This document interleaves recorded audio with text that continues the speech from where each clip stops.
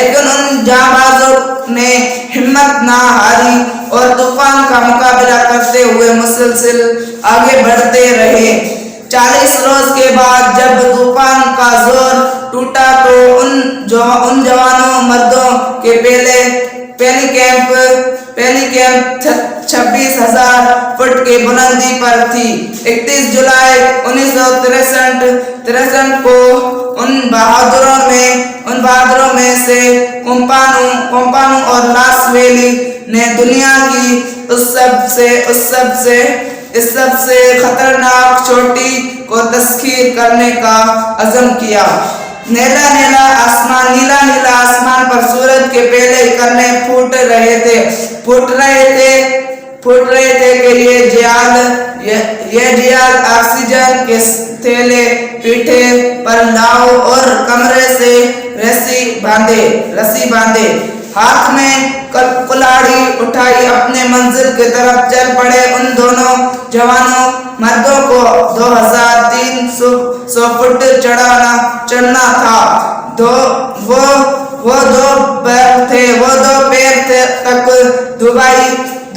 دھوتائی حصہ چڑھا چکے تھے کہ اچانک ان کی آکسیجن کا ذخیرہ ختم ہو گیا۔ اتنی بلندی پر ہوا بہت کم ہوتی ہے اور آکسیجن برائے نام میں رہ جاتی ہے۔ ان دونوں کا بیان کہ یکیات انہیں یوں محسوس ہوا کہ ان کے سربراہ ہونے لگے ہیں جیسے کس نے انہیں ٹکڑا دیا کہ کیٹو کے چھوٹے ابھی 800 فٹ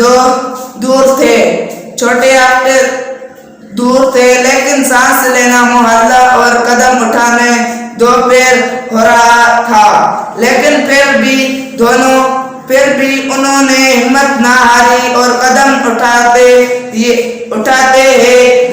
لے گئے۔ چند قدم پر چل وہ رکتے اور زور سے سانس لیتے تھے، لیکن آکسیجن کی کمی کی وجہ سے سانس لینا بھر ہو رہا تھا۔ وہ دون کے پکے کمر گہری برف اور سانس کے اس دشواری کے باوجود شام تک وہ چوٹی پر پہنچ ہی گئے، لیکن انہیں چوٹی پر چڑھ کر بھی اپنا فتح یا یقین نہ آیا۔ وہ اتنے تھک چکے تھے کہ انہیں پاکستان اور اطلاع کے جھنڈے گاڑنے اور کیمرے سے تصویر لینے میں بڑی وقت پیش آ رہی تھی۔ واپس زیادہ کٹھن تھے کیونکہ طاقت جواب دے چکی تھی اور اندھیر پی رہا تھا۔ وہ اپنے شاندار کامیابی پر خوش ہوئے بغیر شتم واپس روانہ ہوئے۔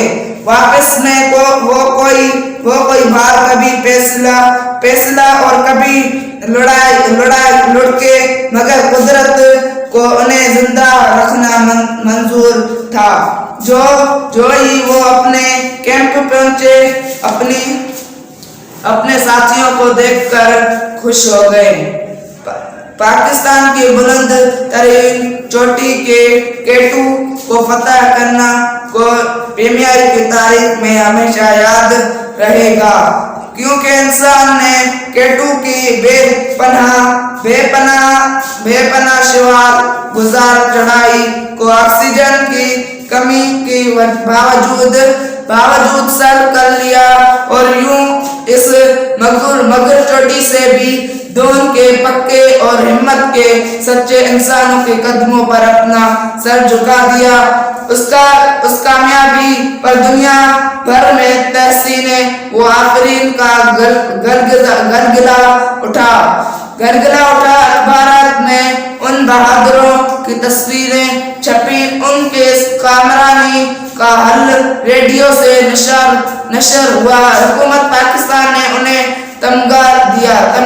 اس طرح ان دونوں جوانوں مردوں کے نام انسان تاریخ میں لازوال ہو گئے۔